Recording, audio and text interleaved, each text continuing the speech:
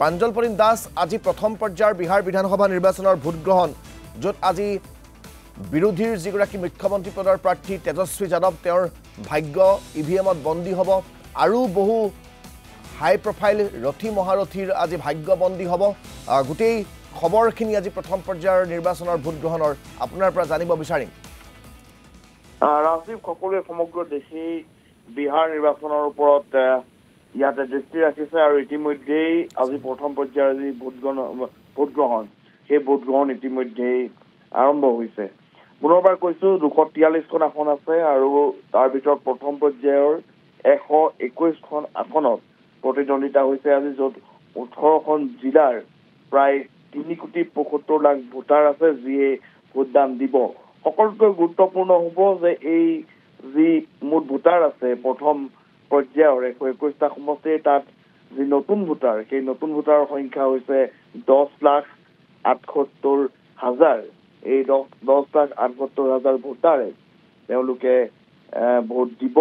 আৰু এটো খুব সিগনিফিকেন্ট এই নতুন প্ৰজন্মৰ ভোট এবাৰ কোনটো ৰাজনৈতিক দলে লাভ কৰিবলৈ সক্ষম হয় বিহাৰৰ এবাৰ যি নিৰ্বাচনী চিত্ৰপট আমি যদি চাওঁ তেনেহলে তাত যি আমি যদি চাওঁ যে এনডিএ এলায়েন্স আমি যদি চাওঁ য'ত নীতিশ কুমাৰৰ জনতা দল ইউনাইটেড আৰু বিজেপিকে ধৰি অন্য যিকেইটা ৰাজনৈতিক দল আছে তাত বিশেষকৈ লোক জনশক্তি পাৰ্টি ৰামবিলাস পাছৱানৰ ৰাষ্ট্ৰীয় লোক মৰ্চা আছে আৰু হিন্দুস্তানী আৱাম মৰ্চা আৰু তেওঁলোকৰ মাজত ইতিমধ্যে আসনৰ ভাগ বতৰা হৈছে সিট শ্বেয়াৰিং হৈছে 243খন আসনৰ যি সিট শ্বেয়াৰিং সেয়া 101খন আৰু প্ৰায় 101 এই দুইটা যিটো ফৰ্মুলা দুইটা পলিটিকেল পাৰ্টিয়ে মূল তেওঁলোকে ভাগ কৰি লৈছে সেয়া ভাৰতীয় জনতা পাৰ্টি আৰু জনতা দল ইউনাইটেডে আৰু আৰজেপিয়ে 29খন ৰাষ্ট্ৰীয় লোক মৰ্চাই 6খন আৰু হিন্দুস্তানী আৱাম মৰ্চা তেওঁলোকে 6খন আসন তেওঁলোকে লৈছে আৰু আনহাতে আমি যদি চাওঁ বিশেষকৈ মহাগঠবন্ধন বুলি যাক কোৱা হৈছে য'ত চিপিআইএম আছে য'ত আৰজেডি আছে আৰু য'ত আছে কংগ্ৰেছ তেওঁলোকেও নিজৰ নিজৰ আসনৰ ভাগ বতৰা কৰিছে কিন্তু তাত তেওঁলোকৰ এতিয়াও বহুকেইটা সমষ্টিত তেওঁলোকৰ প্ৰতিদ্বন্দ্বিতা অৰ্থাৎ বন্ধুত্বসুলভ প্ৰতিদ্বন্দ্বিতা হৈছে গতিকে আমি যদি এটা চাইডে এটা কথা এই মুহূৰ্তত যদি কওঁ তেনেহলে বিশেষকৈ আসন ভাগ বতৰাৰ ক্ষেত্ৰত এনডিএ এলায়েন্স যথেষ্ট মসৃণভাৱে আগবাঢ়িছে অৰ্থাৎ তেওঁলোকে নিজৰ মাজৰ যি বুজাপৰা সেয়া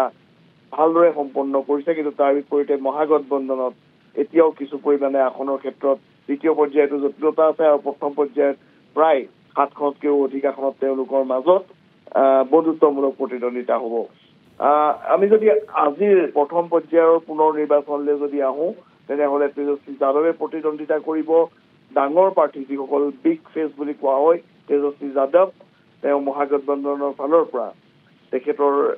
আজিৰ প্ৰথম পৰ্যায়ত প্ৰতিদ্বন্দ্বিতা কৰিব আনহাতে এনডিএ ফালৰ পৰা আমি যদি চাওঁ তেতিয়াহ'লে সম্ৰাট চৌধুৰী তেখেত ডেপুটি চিফ মিনিষ্টাৰ বৰ্তমান তেখেতে প্ৰতিদ্বন্দ্বিতা কৰিব এই দুজন ডাঙৰ লিডাৰ আছে আৰু ইয়াৰ উপৰিও আপুনি কৈছে যে যি বহুকেইগৰাকী শিল্পীও আছে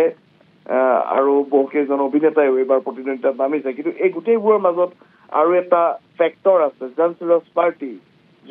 পাৰ্টিয়ে প্ৰতিদ্বন্দ্বিতা কৰিছে আৰু জনসুৰজ পাৰ্টিৰ কথা আমি যদি চাওঁ প্ৰশান্ত কিশোৰ তেখেতে প্ৰায় এই আটাইকেইখন আসনতে প্ৰথম পৰ্যায়ৰ 121খন যি আসন আছে তাত তেওঁলোকৰ প্ৰাৰ্থিত্ব আগবঢ়াইছে গতিকে খুব আকৰ্ষণীয় হ'ব যে জনসুৰজ পাৰ্টিক কেনেদৰে বিহাৰৰ নতুন প্ৰজন্মৰ ভোটাৰে বিহাৰৰ জনসাধাৰণে গ্ৰহণ কৰে প্ৰশান্ত কিশোৰৰ কথা ভাৰতৰ ৰাজনীতিত সকলোৱে জানে যথেষ্ট তেওঁ যেনেদৰে যি পলিটিকেল ষ্ট্ৰেটেজিসমূহ বনাই সেয়া যথেষ্ট নিখুঁত বুলি কোৱা হয় গতিকে এইবাৰ তেওঁ নিজে যিহেতু এজন ৰাজনৈতিক নেতা হিচাপে আত্মপ্ৰকাশ কৰিছে বিহাৰৰ জনসাধাৰণে সেয়া কেনেদৰে লয় সেয়া লক্ষণীয় হ'ব পুনৰবাৰ আহিছো ৰাজদীপ যে বিহাৰৰ এইবাৰ নিৰ্বাচনৰ মূল যি প্ৰতিদ্বন্দ্বিতা বা মূল যিসমূহ ইছ্যু বিৰোধীয়ে বিশেষকৈ তেজস্বী যাদৱ আৰু ৰাহুল গান্ধীয়ে কেইবাটাও ইছ্যুক এনডিএ যি মিত্ৰজোঁট আছে বা বৰ্তমানৰ যি চৰকাৰ আছে তেওঁলোকৰ বিৰুদ্ধে তেওঁলোকে কেম্পেইন কৰিছে সেইকেইটা হৈছে বিশেষকৈ কংগ্ৰেছে ভোট চুৰি কৰাৰ যিটো অভিযোগ সেই অভিযোগটো তেওঁলোকে ৰাখিছে আৰু ৰাহুল গান্ধীয়ে কালিৰ দিনটোতো তেওঁ এটা ভিডিঅ' শ্বেয়াৰ কৰিছে য'ত তেওঁ নৱপ্ৰজন্মক তেওঁ আহ্বান জনাইছে যাতে বিহাৰত এইবাৰ ভোট চুৰি হ'বলৈ নিদিয়ে আৰু তাৰ কাৰণে সকলোকে সতৰ্ক হৈ থাকিবলৈ তেওঁ আহ্বান জনাইছে আৰু এই ইছ্যুটোকেই মুখ্য ইছ্যু হিচাপে লৈ ৰাহুল গান্ধী আগবাঢ়ি গৈছে কিন্তু তাৰ বিপৰীতে তেজস্বীয়ে দেখা পোৱা গৈছে যে নিবনুৱা সমস্যা উন্নয়ন আৰু বিহাৰৰ সামগ্ৰিক যি পৰিৱেশ সেই পৰিৱেশৰ ওপৰত বিশেষকৈ তাত কেনেধৰণৰ আইন শৃংখলাজনিত পৰিস্থিতিৰ অৱনতি হৈছে এই বিষয়সমূহ তেওঁলোকে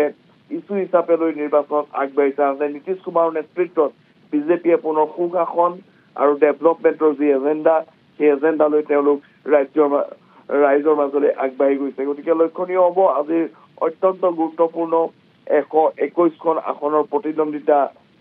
আছে আৰু 121খন আসনত ইতিমধ্যেই বিহাৰত যি ভোটগ্ৰহণ সেয়া আৰম্ভ হৈছে গতিকে লক্ষণীয় হ'ব যে বিহাৰৰ জনতাই এইবাৰ কাৰ প্ৰতি জনাদেশ দিয়ে আৰু ৰাজনীতি বিহাৰৰ এই নিৰ্বাচন কেৱল বিহাৰৰ নিৰ্বাচন নহয় আগন্তুক দেশৰ ৰাজনীতিৰ যি ৰূপৰেখা সেই ৰূপৰেখাও কিন্তু বিহাৰৰ এই নিৰ্বাচনে যথেষ্টখিনি দিক নিৰ্দেশনা দিব